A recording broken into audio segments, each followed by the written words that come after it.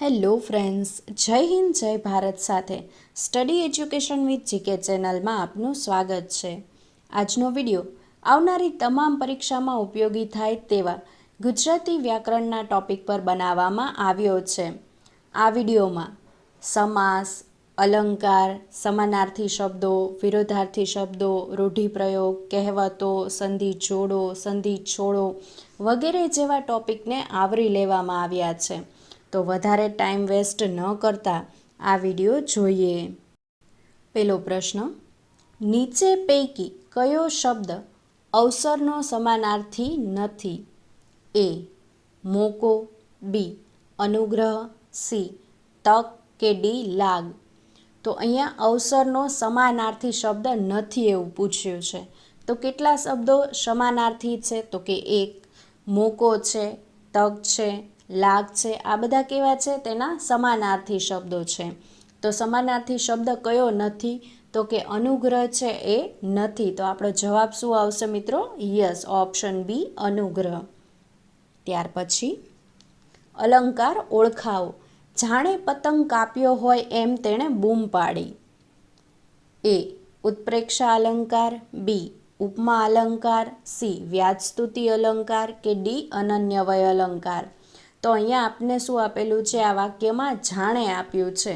તો તેના ઉપરથી આપણે કહી શકીએ કે આ અલંકાર કયો છે? ઉત્પ્રેક્ષા અલંકાર છે. તો આપણો જવાબ શું થશે મિત્રો? યસ, ઓપ્શન એ. ત્યારબાદ સંધિ છોડો, યથેષ્ટ. તો મિત્રો આનો જવાબ શું થશે? Yes, option D. યથા વત્તા ઇષ્ટ. ત્યાર પછી રૂઢિપ્રયોગનો અર્થ લખો. ઘેર બેસવું. એ. ગપ્પા મારવા, બી. આરામ કરવો, સી. બેકાર બનવું કે ડી. સૂઈ જવું. તો ઘેર બેસવુંનો અર્થ શું થાય? Yes, option C. બેકાર બનવું. ત્યારબાદ શબ્દ સમૂહ માટે એક શબ્દ લખો. નીચે પાથરવા માટેનું જાડું મોટું કપડું. એ. ગાદલું, બી. પાથરણ, સી. પથારી કે ડી. ચંદરવો. તો મિત્રો આનો જવાબ શું થશે? નીચે પાથરવા માટેનું જાડું મોટું કપડું એટલે શું થાય? પાથરણ થાય. એટલે આપણો જવાબ શું થશે? Option B. ત્યાર પછી સમાસ લખો. ષટ દર્શન. એ. ઉપપદ સમાસ, બી. બહુવ્રીહી સમાસ, સી. દ્વંદ્વ સમાસ કે ડી. દ્વિગુ સમાસ. તો ષટ એટલે શું થાય? છ, અને દર્શન એટલે દર્શન. તો અહીંયા કયો સમાસ થશે મિત્રો? Yes, option D. દ્વિગુ સમાસ. ત્યારબાદ રૂઢિપ્રયોગનો અર્થ લખો. પાણી વલોવવા. એ. ફોગટ ફાંફા મારવા, બી. માખણ કાઢવું, સી. વલોણું કરવું કે ડી. પરસેવા. તો શું થશે? પાણી વલોવવા એટલે શું થાય? ફોગટ ફાંફા મારવા. એટલે આપણો જવાબ શું થશે મિત્રો? યસ, ઓપ્શન એ. ત્યારબાદ નીચે આપેલા વિકલ્પોમાં કયો શબ્દ સમાનાર્થી નથી તે જણાવો. એ. વિદ્વાન, બી.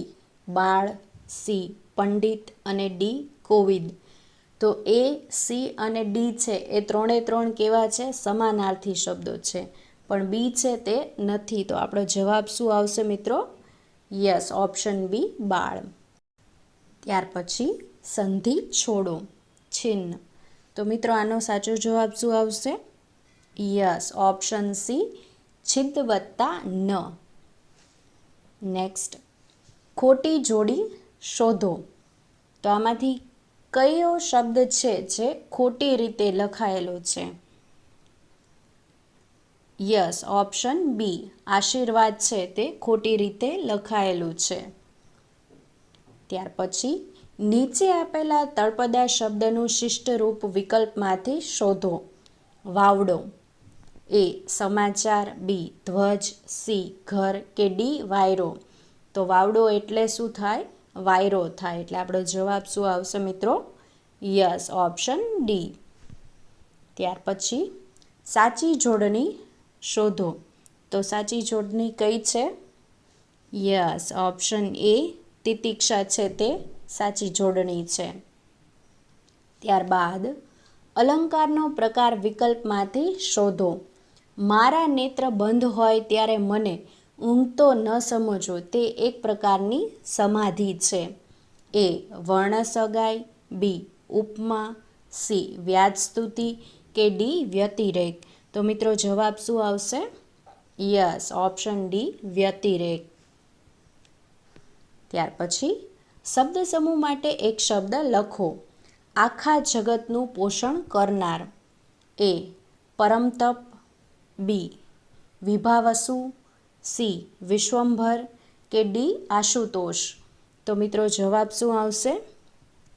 યસ, ઓપ્શન સી વિશ્વંભર, આખા જગતનું પોષણ કરનાર. ત્યાર પછી વિરોધાર્થી શબ્દ લખો. લોભી.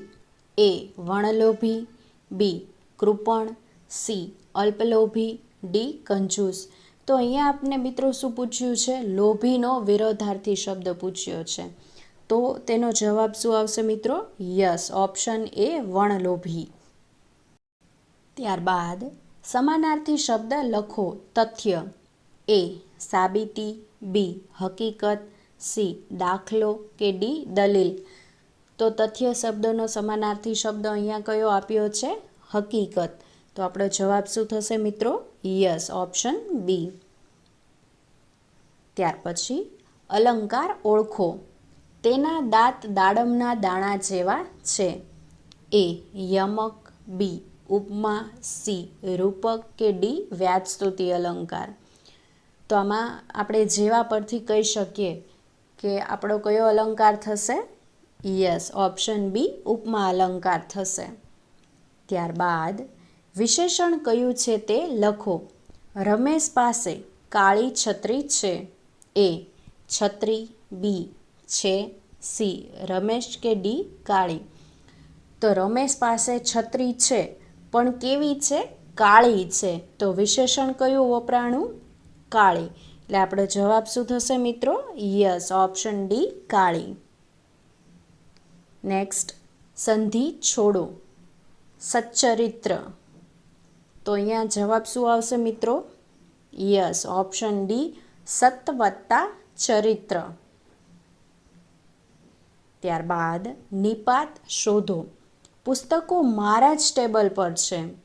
એ. પર, બી. છે, સી. જ કે ડી. મારા. તો જવાબ શું આવશે મિત્રો? યસ, ઓપ્શન સી જ. ત્યાર પછી સમાસ જણાવો. હાડમાસ. એ. દ્વિગુ સમાસ, બી. દ્વંદ્વ સમાસ, સી. કર્મધારય સમાસ કે ડી. તત્પુરુષ સમાસ. તો મિત્રો કયો સમાસ આવશે હાડમાસ એટલે? યસ, ઓપ્શન બી દ્વંદ્વ સમાસ આવશે. ત્યારબાદ નીચે આપેલ વાક્યનો કર્મણી પ્રયોગનો સાચો વિકલ્પ શોધો. વિનુ ઓફિસેથી આવ્યો હતો. એ. વિનુથી ઓફિસેથી અવાય છે. બી. વિનુથી ઓફિસેથી અવાશે. સી. વિનુથી ઓફિસેથી અવાયું હતું. અને ડી. વિનુથી ઓફિસેથી આવે છે. તો અહીંયા આપણો જવાબ શું આવશે મિત્રો? યસ, ઓપ્શન સી વિનુથી ઓફિસેથી અવાયું હતું. ત્યાર પછી નીચે આપેલા તળપદા શબ્દનું શિષ્ટરૂપ વિકલ્પમાંથી શોધો. હડફ. એ. હડકવા, બી. જલ્દી, સી. હવા કે ડી. હલચલ. તો હડફ એટલે શું થાય? તો કે જલ્દી થાય. એટલે આપણો જવાબ શું આવશે મિત્રો? Yes, option B. ત્યારબાદ અલંકાર ઓળખાવો. કૃષ્ણ એટલે કૃષ્ણ. એ. સજીવારોપણ અલંકાર, બી. વ્યતિરેક અલંકાર, સી. વ્યાજસ્તુતિ અલંકાર કે ડી. અનન્યવય અલંકાર. તો કૃષ્ણ એટલે કયો અલંકાર થાય? અનન્યવય અલંકાર થાય.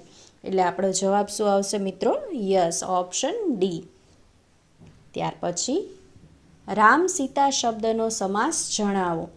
એ. મધ્યમપદલોપી સમાસ, બી. કર્મધારય સમાસ, સી. તત્પુરુષ સમાસ કે ડી. દ્વંદ્વ સમાસ. તો રામ અને સીતા તો શું થાય? દ્વંદ્વ સમાસ થાય. એટલે આપણો જવાબ શું આવશે મિત્રો?